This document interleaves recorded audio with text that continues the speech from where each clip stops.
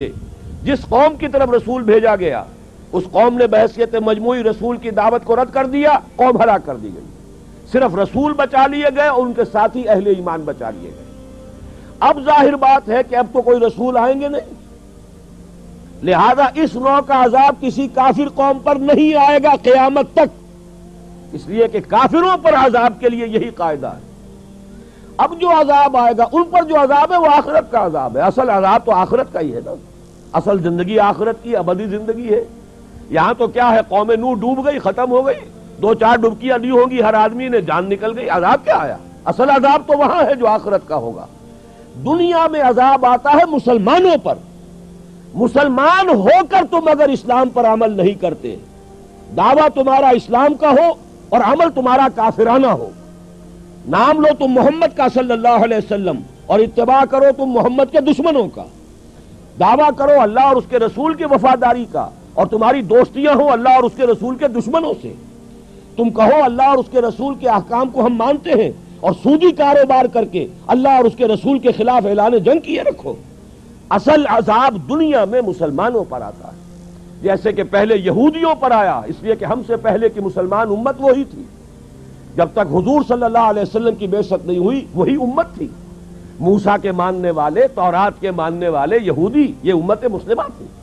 لیکن ان پر کیسے کیسے عذاب آئے، نبوکدنضر کے ہاتھوں برباد کرایا گیا، کبھی پھر یونانیوں کے ہاتھوں تباہی آئی، کبھی رومیوں کے ہاتھوں تباہی آئی۔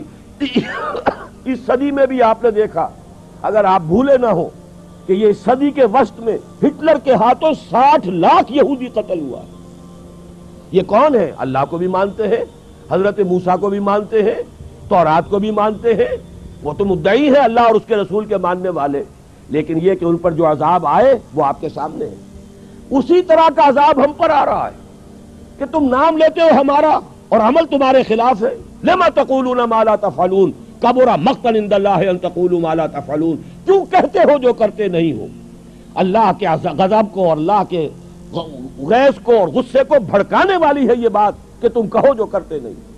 یہ ہے اصل سبب، اصل مجرم ہم ہیں، ہم دوہرے مجرم ہیں۔ ان کا جرم ایک ہے، انہوں نے انکار کر دیا، چھٹی ہوئی۔ ہم ہیں کہ جو ہر روز کہتے ہیں ایاک نعبد و ایاک نستعین، اور پھر اس دن میں 50 مرتبہ اللہ کا حکم توڑ رہے ہیں۔ پوری زندگی ہماری گزر رہی ہے، 5 وقتہ نمازی زیادہ بڑا مجرم ہے اس وقت، اس لیے کہ وہ 23-24 مرتبہ، 25 مرتبہ، 27 مرتبہ دہراتا ہے ایاک نعبد و ایاک نستعین، اور پھر باہر نکل کر جو کام کرتا ہے وہ اس کے خلاف ہے۔ یہ ہے اصل میں سبب، اور یہ جان لیجئے جو عذاب ہم پر آ رہا ہے اللہ کا وہ اس وجہ سے آ رہا ہے۔ ہمارا کام تو یہ تھا کہ ہم دین کے علمبردار ہیں، دین کا ایک نظام دنیا کے سامنے پیش کریں۔